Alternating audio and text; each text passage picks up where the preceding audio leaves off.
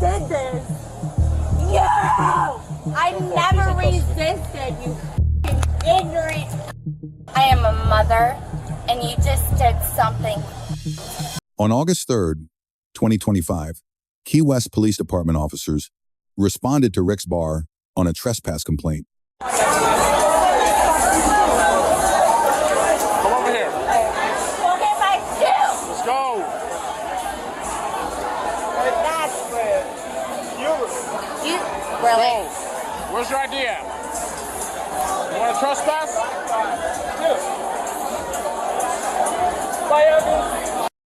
You want to trespass? I'm Yes, not please. ugly. You. Come in the alley with me.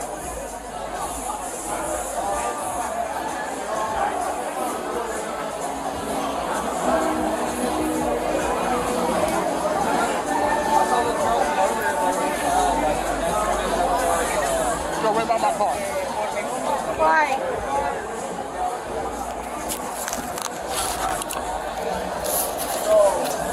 I'm sorry. I didn't mean to do that. You did. Excuse us. Excuse us. There's a f***ing car coming. Don't cuss at me. Okay? I'm not your friend. I wasn't trying to cuss What's your at you. first name? Seriously? What's your first name? First name, please. Or do you want to go to jail? How could you possibly take me to jail? I need your name because I want you to But, like, trespass. how could you possibly take me to Where you jail? ID yourself to law enforcement. That doesn't f***ing give you the right to Yes. take me to jail. They want you trespassed. So I That need your name. doesn't so give I you can the put right to Are take you me to jail, Are you idiot. refusing to ID yourself?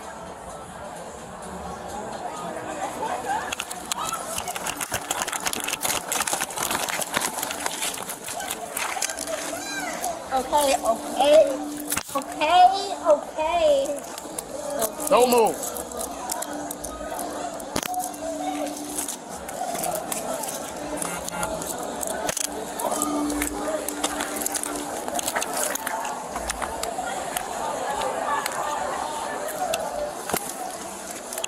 And just signal 14. If female ran for me, I got her in custody. I didn't do anything.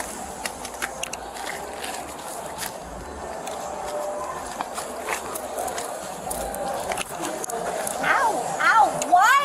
Why? That hurt. Why? That hurt. That hurt. You should have never ran. Told you I'm not your friend. Okay, I'm sorry.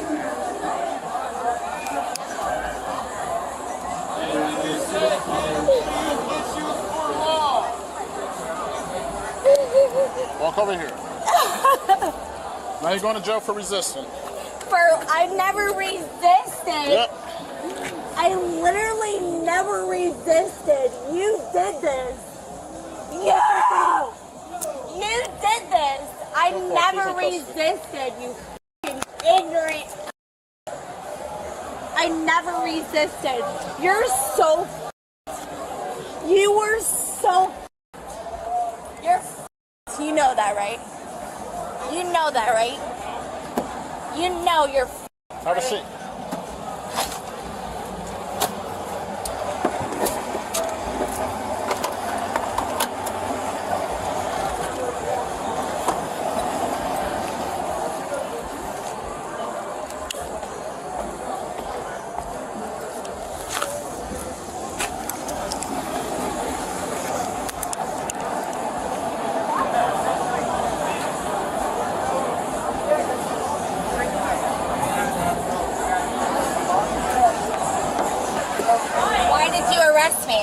Resisting without violence.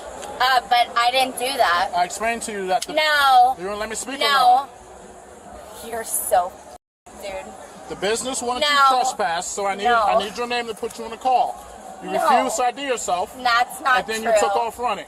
That's not true. Would you like to these buildings Would you like to identify yourself now? If not, they'll fingerprint you at the jail.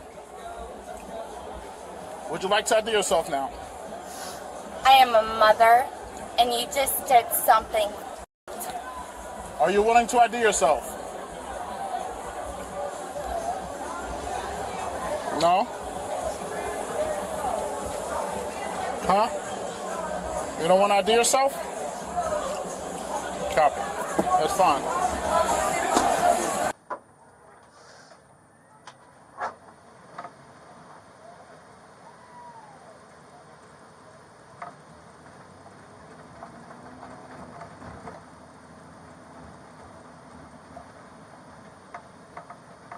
My entire family is in New Hampshire. I'm the only one here. Do you realize that? You guys have no idea who I know. No idea. That's cute. That's cute. No idea who I know. So cute.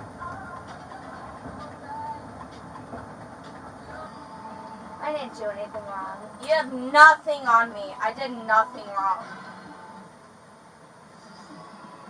You better pray to fucking God that I am back home before my daughter gets home. You fucking ignorant. I've done nothing. I'm in trouble because I know someone? You stupid bitch. How could you take me down because I know someone? Swear to God. You better have me home before my daughter gets home. You're an ignorant. You're literally an ignorant. What the do I know? What do I know? What do I know? What do I know? What do I know? What do I know? What do I know? I don't know anything. What do I know? What do I know?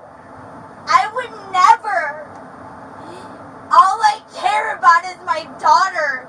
You f***ing ignorant. I don't know anything. I can't wait for me to prove it. You're a f***ing piece of shit. I don't know anything. All I know is that I love my daughter. You know nothing. I hate you.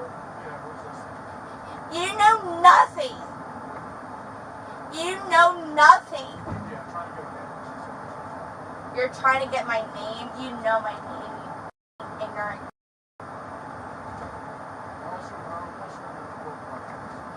How could somebody do this? Let's examine the constitutional framework. When the subject refused to identify herself and fled, a routine call became a criminal arrest. The central legal question is whether Florida Statute Section 843.02 was properly applied here. Under the Stop and Frisk Law, Florida Statute Section 901.151, an officer may temporarily detain any individual when reasonable suspicion exists. A trespass complaint from a business operator satisfies that threshold. The initial detention was legally grounded. The subject challenged whether the officer could legally demand her name. Under Florida trespass procedure, that demand was not arbitrary. Florida Statute Section 8 to 10.08 requires the subject's identifying information to complete a formal trespass warning. The demand served a lawful administrative purpose. To prove resisting without violence under Section 843.02, the state must establish three elements beyond a reasonable doubt. 1. The defendant resisted, obstructed, or opposed an officer. 2. The officer was executing a lawful duty at the time. 3. No violence was involved. Flight satisfies element 1. The trespass investigation satisfies element 2.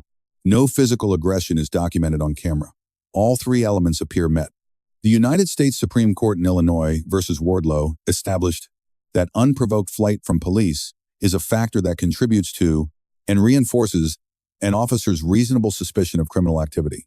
Flight does not merely support the resisting charge, it independently strengthens the lawfulness of the entire detention from which the subject fled. On the force used to effect the arrest, Graham versus Connor requires evaluating three factors: severity of the offense, the immediate threat to officers or others, and whether the subject was actively resisting or fleeing. The offense was a misdemeanor, presenting low severity. The immediate threat was minimal: no weapon, no physical aggression. However, active flight directly activated the third factor. Under that framework, a physical takedown to stop a fleeing subject during a lawful detention falls within the range of constitutionally permissible force. The subject's repeated post-arrest claim that she never resisted reflects a common misunderstanding. Under Section 843.02, obstruction does not require physical contact with the officer. The obstruction was complete the moment she fled. Her argument that the officer had no right to take her to jail was legally incorrect. At that point in the encounter, one claim does warrant attention. Late in the footage, the subject stated, quote, "You know my name." If the officer possessed independent knowledge of her identity during the encounter, it raises a narrow but viable defense. Under Florida case law, the lawfulness of the identification demand depends on whether the officer was actually executing trespass warning procedure, not merely asserting authority as leverage. That distinction, if developed through discovery and testimony, could be the basis for a motion to suppress or a charge dismissal. It is the strongest legal argument available to the defense. The responding officer receives a grade of B. The legal foundation for this arrest was solid. The initial detention, the identification demand, and the force used to stop the flight were all consistent with established law and proportional to the situation. However, the post-arrest statements declaring "I won" and "I'm not your friend" serve no lawful purpose. They inflame the subject and create documentary evidence that civil plaintiffs can use to argue punitive motivation. The subject receives a grade of C+. Flight was a single, avoidable decision that converted a contestable detention into a completed criminal charge with no adequate defense.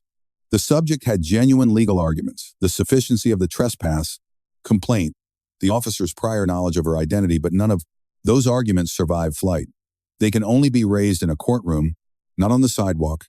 The lesson here applies broadly.